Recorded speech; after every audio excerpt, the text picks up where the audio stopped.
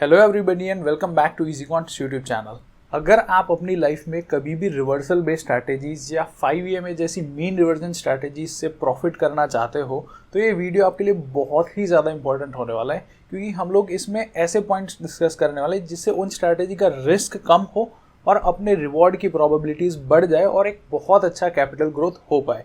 तो make sure आप ये वीडियो को पूरा देखो, इफ़ पॉसिबल इवन नोट्स बना लो कि कौन से पॉइंट्स ध्यान में रखने चाहिए, चाहे आप मैन्युअली ट्रेडिंग कर रहे हो या अल्गो से ट्रेडिंग कर रहे हो या किसी भी तरीके से आप रिवर्सन बेस्ड स्ट्रैटेजीज पे फोकस कर रहे हो।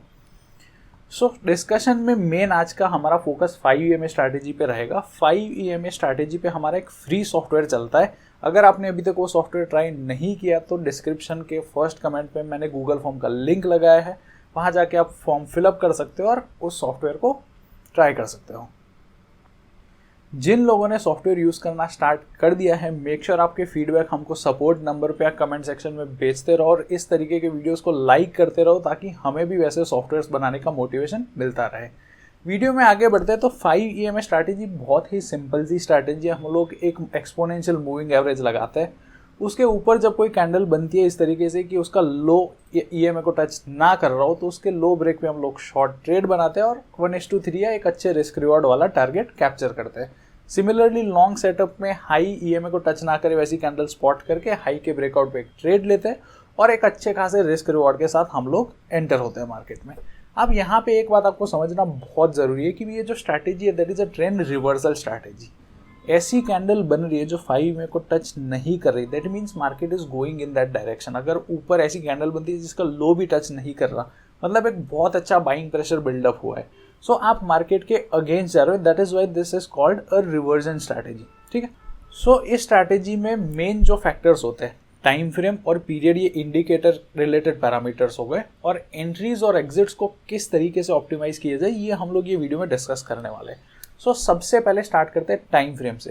तो 3 मिनट और 5 मिनट जनरली हम इसमें फॉलो करते हैं, उसमें बहुत अच्छी एंट्रीज मिल जाती है, रिस्क रिवॉर्ड भी अच्छा रहता है, स्टॉप लॉस इनफ रहता है कि ब्रीदिंग स्पेस मिल पाए। 1 मिनट पे क्या होता है कि एसएल बहुत छोटा सा आता है तो तुरंत हिट कर जाता है और मोस्टली अपना जो भी प्रॉफिट है वो ब्रोकरेज और स्लिपेज में चला जाता है। इससे ज़्यादा बड़े टाइम फ्रेम पे वो लोग जा सकते हैं जिनको मार्केट में अच्छा खासा एक्सपीरियंस है, जो लोग इस तरीके का माइंडसेट रखते हैं कि मान लो आपको एक अच्छा खासा ट्रेड मिल गया, 11-12 बजे के आसपास लॉन्ग एंट्री मिल गई, मार्केट वहाँ से ऊपर जाता गया और 3 बजे के आसपास आपकी वही कॉल की पोजीशन ओपन पड़ी है। तो आप क्या कर सकते हो कि कुछ क्वांटिटी से पार्शियल प्रॉफिट बुक कर लो और बाकी क्वांटिटी को NRML में कन्वर्ट करके उसको नेक्स्ट डे के लिए भी आप होल्ड कर सकते हो।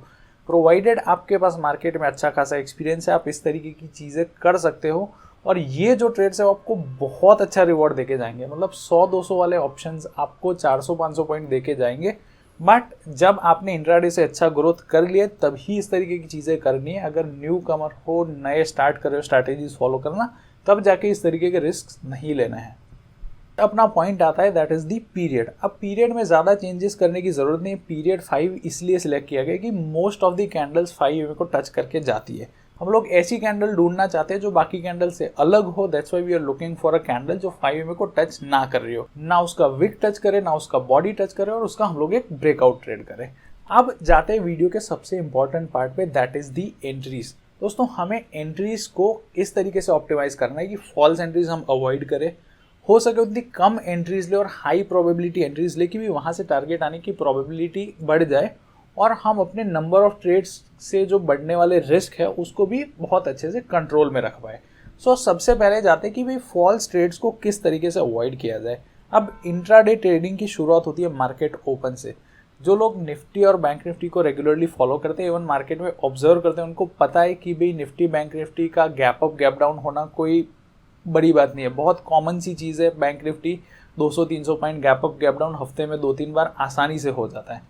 सो इसमें क्या होगा कि पहली जो आपकी 5 मिनट की कैंडल बनेगी, 3 मिनट आप जिस पे भी स्ट्रैटेजी फॉलो कर रहे हो वो ऑलवेज 5 से दूर बनेगी, क्योंकि कल की प्राइस से दूर खुल रहा है मार्केट और वहाँ का जो ब्रेकआउट होगा वो आपको एक फॉल्स एंट्री देके जाएगा।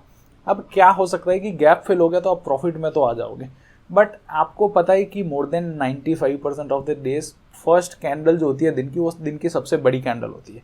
उतनी बड़ी कैंडल का रिस्क लेना एज अ लॉजिकल ट्रेडर हमारे लिए फ़ायदे में नहीं रहेगा।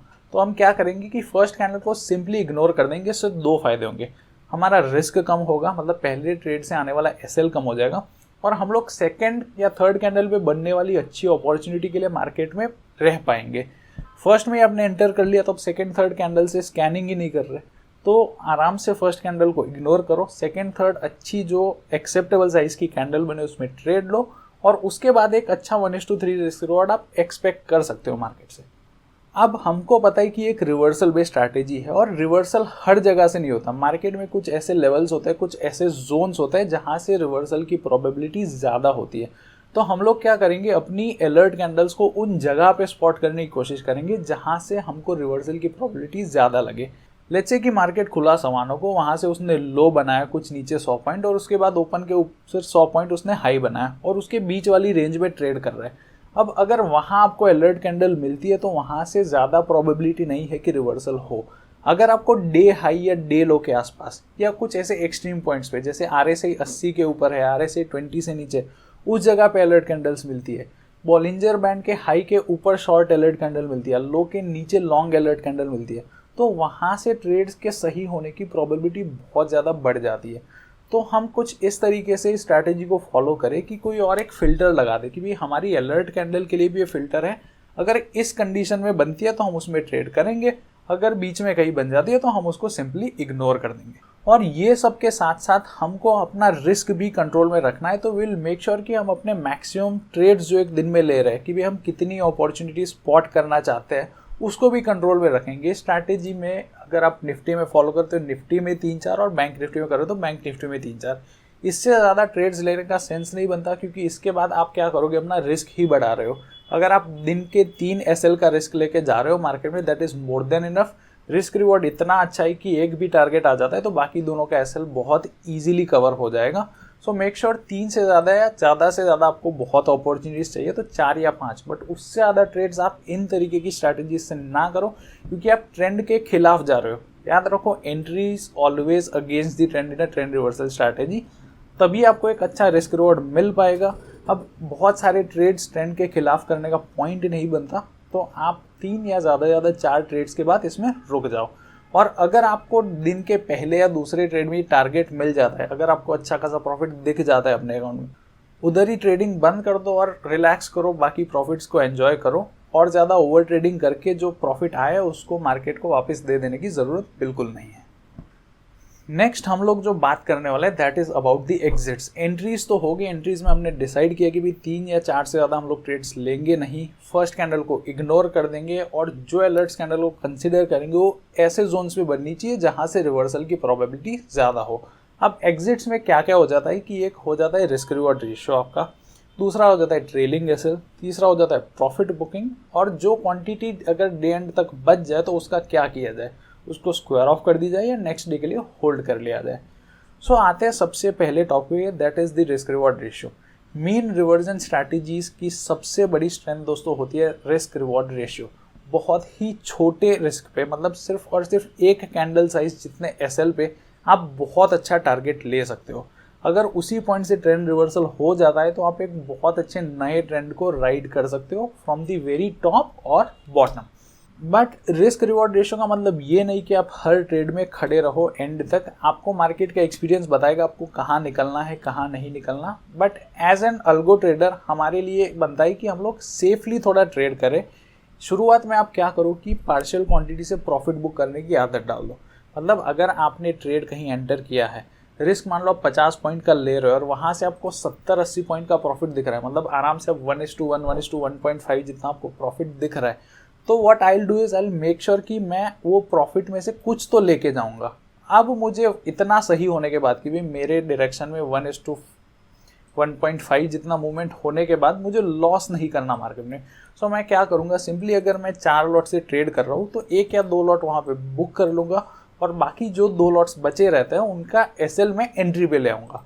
फिर मार्केट मेरी डायरेक्शन में जाता है तो वेल एंड गुड, लंबे ट्रेंड का फ़ायदा उठाएंगे। अगर रिवर्स कर जाता है तो एंट्री पे जो बची क्वांटिटीज है उसका कोई लॉस नहीं देने वाला और एक छोटा सा प्रॉफिट मैंने ऑलरेडी बुक कर लिया है।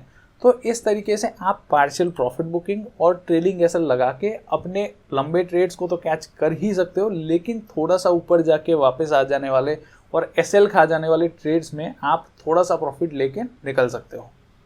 अब बात करते हैं उन क्वांटिटीज़ की जो डे एंड तक हमारे साथ रह जाती है, मतलब आपने ट्रेड लिया मार्केट, उसके बाद कंटिन्यू किया उस डायरेक्शन में और 15:10 तक, मतलब 3:10 पे आपके पास कुछ कॉल या कुछ पुट की क्वांटिटी ओपन पड़ी है।